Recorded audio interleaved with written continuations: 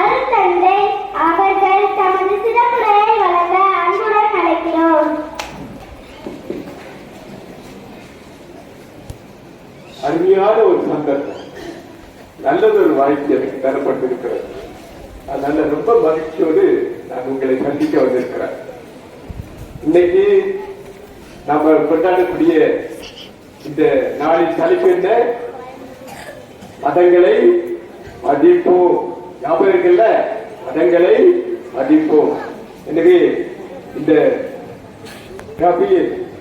துவக்கப்பள்ளி ஆசிரியர் பெருமக்களுக்கும் மாணவிகளாகிய உங்களுக்கும் முதற்கன் என் வணக்கத்தை தெரிவித்துக் கொள்கிறேன். உங்களுக்கு பாட்டு நடக்க பிடிக்குதானே? பாட்டு பிடிக்குமா? நான் ஒரு பாட்டு பாடட்டுமா உங்களுக்காக? அப்ப இது ஒரு பழைய சினிமா பாடல, அது அந்த பாடல் இந்த நாள் கொண்டாட்டத்துக்கு ரொம்ப பொருத்தமானதாக இருக்கும். காந்தி பிறந்தது பூமியின் எதற்காக, அப்புறம் தோழா ஏழை நமக்காக. அப்ப இவங்க எல்லாம் பிறப்பெடுத்தார்கள் என்றால் அது யாருக்காக? நமக்காக, நமக்காக. இவர்கள் மட்டுமல்ல, இவர்களுக்கு பின்னால் இன்னும் பல மகான்கள், மேதாவிகள், ஞானிகள் வந்திருக்கின்றார்கள். யார் தெரியுமா? ரமண மகரிஷி என்ற பெரியவர், இன்னும் அம்பேத்கர் என்ற ஒரு மகான், இன்னும் சொல்ல போனார் அப்துல் கலாம். இவர்கள் எல்லாம் மேதாவிகள், ஞானிகள், இறை தூதர்களாக இந்த உலகில் வந்தவர்கள். இவர்களை நாம் இன்னும் வாழ்த்துகின்றோம், மதிக்கின்றோம், போற்றுகின்றோம். ஏன் தெரியுமா? இவர்கள் கடவுளை பற்றி நமக்கு சொல்லி தந்திருக்கின்றார்கள், இரவிலே நமக்கு வெளிப்படுத்தி இருக்கின்றார்கள். கடவுள் யார்? இந்த கடவுளை அடைவதற்கு நாம் எப்படி முயற்சி செய்ய வேண்டும், எப்படி வாழ வேண்டும், மனித சமுதாயம் மேம்பட்டு வாழ ஒவ்வொரு மனிதர்களும் எத்தனை ஒரு ஒழுக்கத்தை கடைபிடித்து வாழ வேண்டும் என்று நல்ல விஷயங்கள் எல்லாம் இவர்கள் நமக்கு சொல்லி தந்திருக்கின்றார்கள், வாழ்ந்து காட்டியிருக்கின்றார்கள். யார் இருந்தவர்கள்? புத்தர், இயேசு, அப்புறம் மகாத்மா காந்தி, அம்பேத்கர், அப்துல் கலாம், இன்னும் நிறைய பேர் இல்லையா? இவர்கள் எல்லாம் நாம் வாழ்த்தி போற்றுகின்றோம். ஏனென்றால் இவர்கள் நமக்கு வாழ்கின்ற வழியை காட்டியிருக்கின்றார்கள். மகிழ்ச்சியோடு வாழ்வதற்கு இறை நம்பிக்கை நமக்கு கொடுத்து அந்த இறைவனை அடைவதற்கும் நமக்கு பெரிய வழியை, நல்ல சிறந்த வழிகளை நமக்கு காட்டி தந்திருக்கின்றார்கள். இப்பொழுது உங்களுக்கு ஒரு கதையை சொல்ல போறேன், ஒரு நல்ல ஒரு கதையை சொல்ல போறேன். கதையை பிடிக்காது உங்களுக்கு? பிடிக்குமா? நல்லா பிடிக்குமா? சரி, புறாக்களை பார்த்திருக்கீங்கல்ல? புறாக்கள் எங்க நம்ம அதிகமா குடியிருந்து வாழும்? எங்க? கோவில்களில, கோவில் முகப்புல, அப்புறம் வேற எங்க? சர்ச்சில் பார்த்திருப்பீங்கள? தேவாலயத்தில் குடியிருந்து வாழும். இன்னும் மசூதிகள்ல இருக்குமா? மசூதிகள்ல எங்க வாழும்? புறாக்கள் வாழும். எப்போது நிரந்தரமாக இருக்காது. இப்போ அது கோவில்கள்ல குடி இருக்கிறது என்றால் அந்த கோவிலிலே திருப்பணிகள் ஏதாவது தொடங்குகின்ற பொழுது அங்கிருந்து இடம் மாறி வேறு இடங்களுக்கு பறந்து செல்லும். வழியிலே தேவாலயத்தில் கண்டால் அங்கே குடியேறும். அங்கே ஏற்கனவே இருக்கின்ற புறாக்களோடு சேர்ந்து இவர்களும் குடியேறும். அங்கும் சீர்திருத்த வேலைகள் ஆரம்பித்தார்கள். தேடி சென்று அங்கே குடியேறும். இவ்விதமாக இறுதியாக இடம்பெயர்ந்து எல்லா புறாக்களும் ஒரு இடத்துல குடியிருந்தன. எங்க? கோவிலிலே, கோபுரத்திலே குடியேறி இருந்தது. அப்பொழுது ஒரு நாள் கீழே மனிதர்கள் சண்டை போட்டுக் கொண்டிருந்தார்கள். என்ன செய்தார்கள்? மனிதர்கள் சண்டை போட்டுக் கொண்டிருந்தார்கள். இதை பார்த்த ஒரு குஞ்சு புறா தாய் புறாவை பார்த்து கேட்டது, ஏன் இந்த மனிதர்கள் சண்டை போடுகின்றார்கள் என்று கேட்டது. இந்த மனிதர்கள் ஏன் சண்டை போட்டுக் கொண்டிருக்கின்றார்கள் என்று கேட்டது. அப்பொழுது தாய் புறா சொன்னது, நாம் கோவிலிலே குடியிருந்த பொழுதும் புறாக்கள் தான், தேவாலயத்திலே நாம் குடியேறிய பொழுதும் அங்கும் நாம் புறாக்களாகத்தான் இருந்தோம், மசூதியிலே நாம் வந்து சேர்ந்த பொழுதும் அங்கே நாம் புறாக்களாகத்தான் இருந்தோம். ஆனால் இந்த மனிதர்கள் இருக்கின்றார்களே, இவர்கள் கோவிலுக்கு சென்றால் இந்துக்கள், சர்ச்சுக்கு சென்றால் கிறிஸ்தவர்கள், மசூதிக்கு சென்றால் முஸ்லிம்கள் என்று இவர்கள் வேறுபாடு காட்டுகின்றார்கள் என்று சொன்னார். அப்பொழுது ஆச்சரியப்பட்டு குழப்பமடைந்து அந்த குட்டி புறா தாய் புறாவிடம் மீண்டும் கேட்டது, நாம் எங்கு சென்றாலும் புறாக்கள் தானே, நாம் எந்த இடத்தில் சென்றாலும் புறாக்கள் தானே, அதுபோலத்தானே மனிதர்களும் என்று கேட்டது. அப்பொழுது தாய் புறா சொன்னது, இந்த உண்மையை உணர்ந்து கொண்டதால் தான் நாம் மேலே இருக்கின்றோம், இந்த உண்மையை உணர்ந்து கொள்ளாத காரணத்தினால் மனிதர்கள் கீழே சண்டை கொண்டு கொண்டிருக்கிறார். எல்லாம் ஜோர கை கட்டுங்க. நான் சொன்ன கதை புரிஞ்சுதா? அப்போ மனுஷர்கள், மிருகங்கள், புறாக்கள், பறவைகள் எங்கு சென்றாலும் ஓரிடமாகவே ஒற்றுமையாக வாழ்கின்றது. ஆனால் இந்து கோவிலுக்கு சென்றால் இந்து, சர்ச்சுக்கு சென்றால் கிறிஸ்தவன், மசூதிக்கு சென்றால் இஸ்லாமியர் என்று நமக்குள்ளே வேறுபடுத்தி மனிதனை மனிதனாக பார்க்காமல் இந்த மதத்தின் அடிப்படையிலே மனிதனை வேறுபடுத்தி நான் வேறு நீ வேறு, நான் நல்லவன் நீ கெட்டவன் என்று வேறுபடுத்தி பார்ப்பதால் நமக்குள்ளால் என்ன நடக்கிறது? சண்டை, பொறாமை எல்லாம் நடந்து கொண்டிருக்கிறது. எனவே இப்பொழுது நான் உங்களுக்கு சொல்கிறேன், மத நல்லிணக்கம். ஒவ்வொரு மதத்தையும் மதிக்க வேண்டும் என்றால் ஒன்றே ஒன்று நினைவில் கொள்ள வேண்டும். என்ன நினைவில் கொள்ள வேண்டும்? நான் இந்து மதத்தை சேர்ந்ததால் நான் நல்லவன், கிறிஸ்தவ மதத்தை சார்ந்ததால் நீ கெட்டவன், நான் வேறு நீ வேறு என்று பாகுபடுத்தி பார்க்கக்கூடாது. அந்த எண்ணமே நமக்கு வரக்கூடாது. மாறாக நாம் எந்த மதத்தை சேர்ந்தால் மனிதர்கள், நம்மளை யார் சட்டமா சொல்ற மனிதர்கள், எங்கு சென்றால் எந்த மதத்தை சார்ந்தால் நாம் எல்லாம் இறைவனால், இறைவனுடைய உருவால், இறைவனுடைய சாயலால் படைக்கப்பட்ட மனிதர்கள்.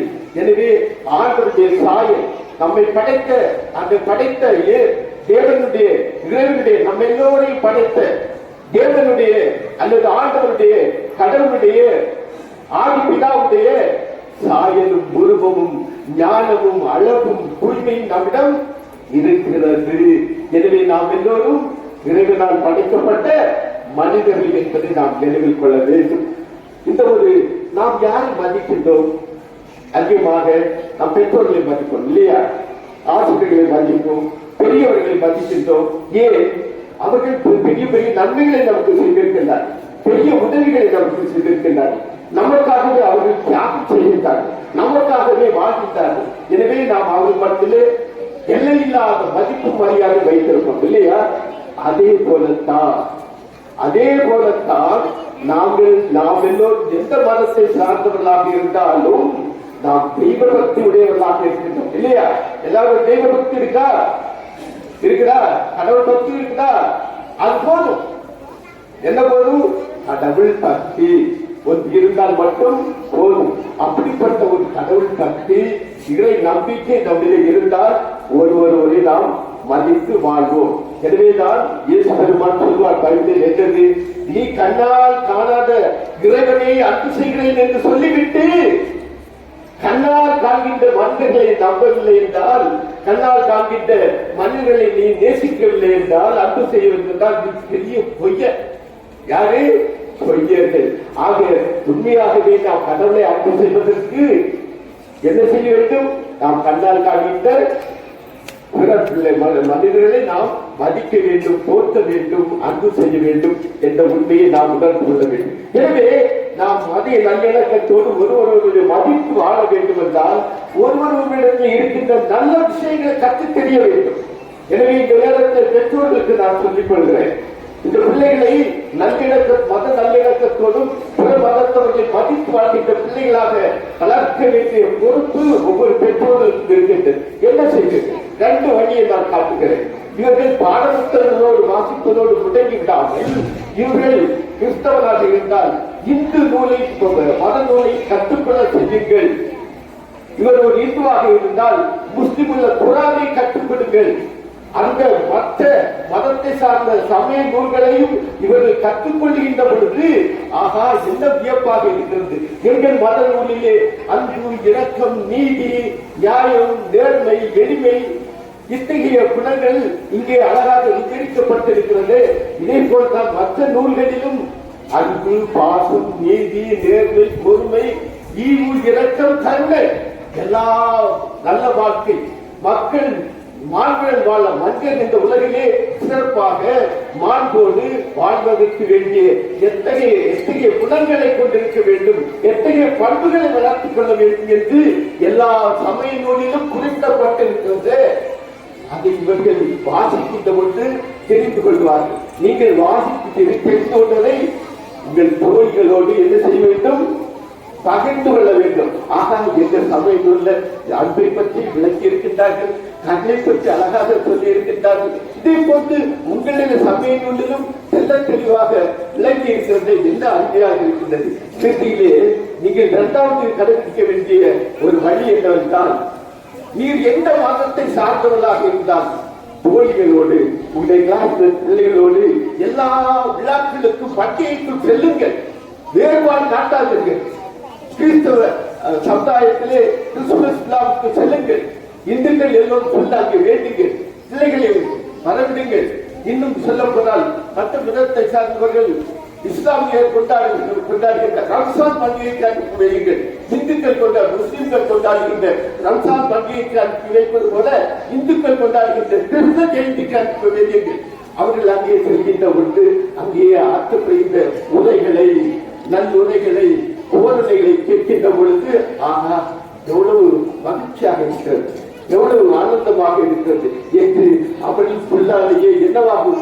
ஒரு ஒற்றுமை மனதிலே ஒரு நல்ல விளக்கம், நல்ல ஒரு உணர்வு. நாம் எல்லோரும் ஒன்றுதான். நாம் வெவ்வேறு மதத்தை சார்ந்தவர்களாக இருந்தாலும் நாம் வாழ, மனிதன் மனிதனாக வாழ, மனிதன் சிறப்பாக வாழ, மனிதன் மாண்போடு வாழ எவ்வளவோ அருமையான விஷயங்களை எல்லா சமய நூல்களும் எடுத்துரைக்கின்றனவே. எனவே நாம் எல்லோரும் ஒன்றுதான், ஒரே தாய் மக்கள் தான் என்ற ஒரு ஒற்றுமை உணர்வு, ஒருவரை மதித்து வாழ நாம் கற்றுக்கொள்வோம். இறுதியாக ஒரே ஒரு விஷயத்தை நான் சொல்லி முடிக்கிறேன். கண்ணதாசன் கேள்விப்பட்டிருக்கீங்களா? கண்ணதாசன் யாரு? கவிஞர் கண்ணதாசன். சொல்லுங்க. பாடல் இயக்குனர். பழைய சினிமா பாடல்களுக்கு ஆயிரக்கணக்கான பாடல்களை இயக்குகிறார். அவர் பல கூட்டங்களுக்கு அறிவுரையாற்றி செல்வது வழக்கம். ஒரு முறை ஒரு கூட்டத்திற்கு சென்று கொண்டு அங்கே இருக்கின்றவர்களை பார்த்து சொன்னாராம், இந்த கூட்டத்தில் கிறிஸ்தவர்கள் இருக்கின்றீர்கள், இந்த கூட்டத்தில் இந்துக்கள் இருக்கின்றீர்கள், இந்த கூட்டத்தில் இஸ்லாமியர்கள் இருக்கின்றீர்கள். ஆனால் நம் எல்லோருக்கும் பொதுவான மதம் ஒன்று உண்டு. நம் எல்லோருக்கும் பொதுவான மதம் ஒன்று உண்டு. அது என்ன? தாமதம். என்ன மதம்? தாமதம். நாம் எந்த மதத்தை வேண்டுமானாலும் கடைபிடிக்கலாம். ஏனென்றால் அது நமக்கு நல்வழியை காட்டுகிறது.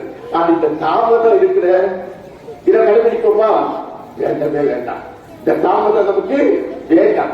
எல்லாவற்றிலும் இந்த தாமதத்தை நாம் விட்டு விலகுவோம். ஏனென்றால் இந்த தாமதம் நமக்கு கிடைக்கின்ற வாழ்க்கையை சின்னமாக சின்னடிக்கின்றது. எனவே தாமதிக்காமல் ஒருவரோடு ஒன்றிணைங்கள், இணைந்து வாழுங்கள்.